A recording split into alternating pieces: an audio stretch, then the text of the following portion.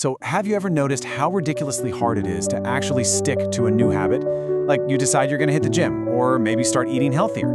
We set these massive goals, get this huge burst of motivation, and then boom. We inevitably slide right back into our old routines. Well, get ready, because today we're completely flipping the script on everything you thought you knew about habits. The absolute secret to true behavior change? It's not about changing what you do. It is entirely about changing who you are. True behavior change is identity change. Seriously, just let that sink in for a second. It's a completely counterintuitive premise from Chapter 2 of Atomic Habits, but it's a real game changer. We usually look at habits as these annoying chores we just have to get through, but they aren't just routines. They are literally the ultimate reflection of your self-image. When your behavior matches your identity, you aren't forcing yourself to change anymore. You're just acting like the type of person you already believe you are. Now, a super quick heads up before we dive in. This explainer is actually part of a continuous series breaking down the core concepts of building atomic habits.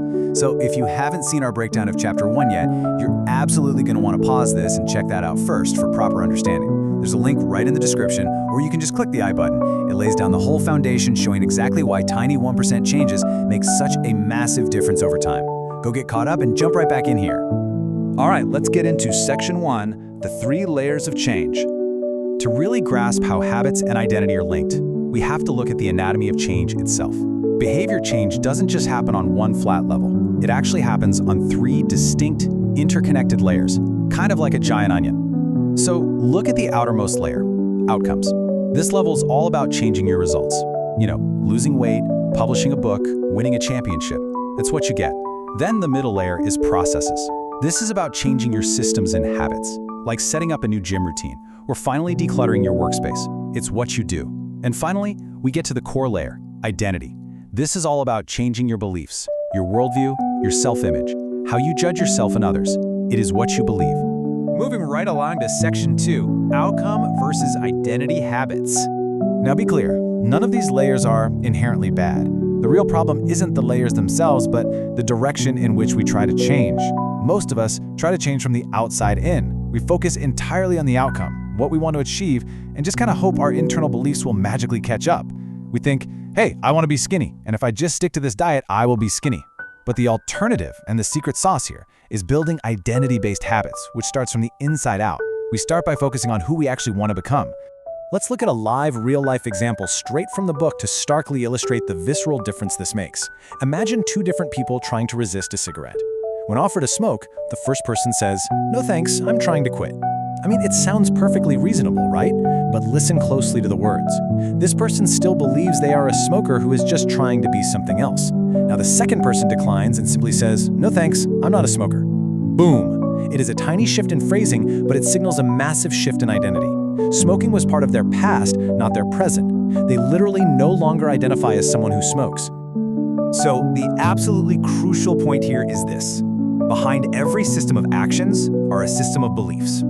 If you try to build new, good habits, but they completely clash with your underlying identity, you're eventually going to fail to put them into action. Sure, you might muscle through with sheer willpower for a few days, but if your self-image is secretly whispering, "I have a sweet tooth," or "I'm always late," your behavior is going to inevitably snap right back to match that belief. Your identity can and will utterly sabotage your plans for change. Which brings us to Section 3, 2 steps to identity. So how on earth do we actually reshape this core layer of the onion? The formula to upgrade your self-image so it actually works for you and not against you is surprisingly simple. Step 1, decide the type of person you want to be. Step 2, prove it to yourself with small wins. You see, you aren't born with preset beliefs. Your identity actually emerges directly out of your daily habits. In fact, the word identity originally comes from Latin words that literally mean repeated beingness. When you make your bed every single morning, you embody the identity of an organized person. The more you repeat a behavior, the more hard evidence you build for that brand new identity. Let's look at another real-life example to see how we can implement this. If you have an outcome-based goal, like write a book, it is so easy to get completely overwhelmed by the sheer size of the result. Instead, shift that into an identity-driven mindset. Decide your goal is to be the type of person who is consistent and reliable. Once you lock in on that desired identity, you just take small steps to reinforce it. You might ask yourself during the day, what would a consistent, reliable person do right now? Well, they'd probably sit at their desk and write just one single paragraph. And this brings us to a seriously powerful realization. Every single action you take is a vote for the type of person you wish to become. Meaningful change absolutely does not require radical overnight shifts where you somehow wake up as a totally different human being. It just requires a slow, steady accumulation of evidence through small, repeated actions. Sure, no single instance will completely transform your beliefs on the spot, but as those votes build up day after day, the evidence of your new identity becomes completely undeniable. It's the ultimate paradox of making small improvements. Thank you for the watching video. I believe you understand about this chapter and implement in your life. Comment your thoughts about this video. Now that you know exactly how your habits shape your identity, you're going to need the actual mechanics to build those habits effortlessly. So up next, we are diving into Chapter 3, where we'll reveal the absolutely crucial 4-step loop for building better habits: cue, craving, response, and reward. This is literally the neurological feedback loop that drives all human behavior, so make sure to subscribe for that next update so you don't miss it.